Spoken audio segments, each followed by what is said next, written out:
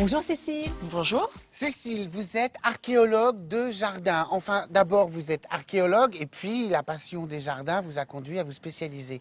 En quoi consiste ce travail, s'il vous plaît? Un archéologue, il recherche les traces des aménagements réalisés par les hommes par le passé. Donc, un archéologue des jardins, c'est exactement la même chose. Par exemple, planter un arbre, on fait une intervention sur le sous-sol, c'est-à-dire qu'on creuse un trou, on va rapporter de la terre qui est légèrement différente de celle de l'encaissant, donc de la terre qui environne le trou de plantation.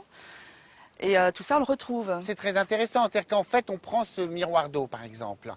Si demain je disparais, il va se combler. Et dans 3 siècles, par exemple, on pourra peut-être se raconter des choses en allant creuser et en examinant les différentes couches. Voilà, tout à fait. Même s'il y a un potager ici, on saura que Stéphane Marie, il y a 300 ans, il avait un bassin. On pourra même dire, est-ce que ce bassin s'est comblé naturellement, sur du long terme, ou est-ce que quelqu'un est arrivé, a voulu le faire disparaître et l'a comblé avec du remblai? Et on vous Donc saurait ça- en quelle année il a creusé? Alors, si Stéphane Marie a jeté par exemple une vieille assiette au fond du bassin avant de disparaître, on saura que le bassin a été comblé au moins à partir de cette date. Voilà. Vous le Et connaissez pas bien, avant. hein. Il l'a fait à la russe, hein, quand il fait la fête, et schlaf, il lance la vaisselle derrière lui. Oui, c'est-à-dire que si l'assiette est au fond, Voilà. Et que le comblement est venu se poser dessus, par-dessus, on sait que le comblement, il est forcément postérieur à la date de cette assiette. Mais comment faites-vous pour savoir, Cécile? Parce que par exemple, un archéologue classique, il peut retrouver une poterie qui a des milliers d'années, il peut retrouver une pièce en métal qui a des milliers d'années. La capucine, elle ne va pas durer des milliers d'années. Alors, effectivement, on ne va pas retrouver le végétal. Ce qu'on recherche, c'est plutôt les traces de la structure du jardin, c'est-à-dire où étaient les allées, où étaient les alignements d'arbres, où étaient les palissades qui bordaient ces bosquets. Alors le végétal, on a aussi quand même quelques moyens pour avoir une idée de la palette végétale qui était utilisée à une époque donnée. Il y a des analyses qui permettent de le savoir, par exemple la palynologie.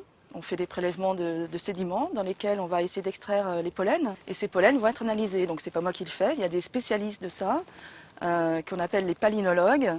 Un pollen, ça peut être très résistant dans le sol, donc subsister des milliers d'années, voire plus.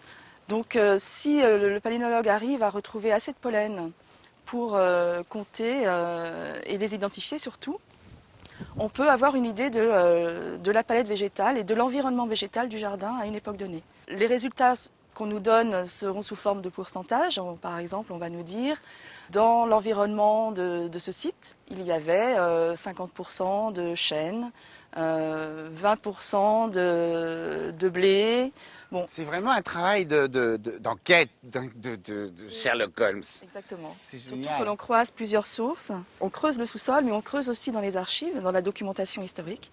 Un propriétaire, quand il a un jardin, il a des plans en général. C'est un jardin un peu d'envergure, il y a des plans. Vaux-le-Vicomte, par exemple, sur lequel vous avez travaillé cet été. Vaux-le-Vicomte, on a pas mal de plans. La question est souvent de savoir est-ce que ce plan est un plan d'existant ou est-ce que c'est un projet. Donc vous arrivez dans le parc de Vaux-le-Vicomte et vous creusez une tranchée carrément? Alors ça peut faire peur, mais effectivement c'est le cas. Donc en général c'est en amont de travaux. Alors à Vaux-le-Vicomte, la question était qu'est-ce qu'il y a eu comme aménagement le long du canal de la Poile.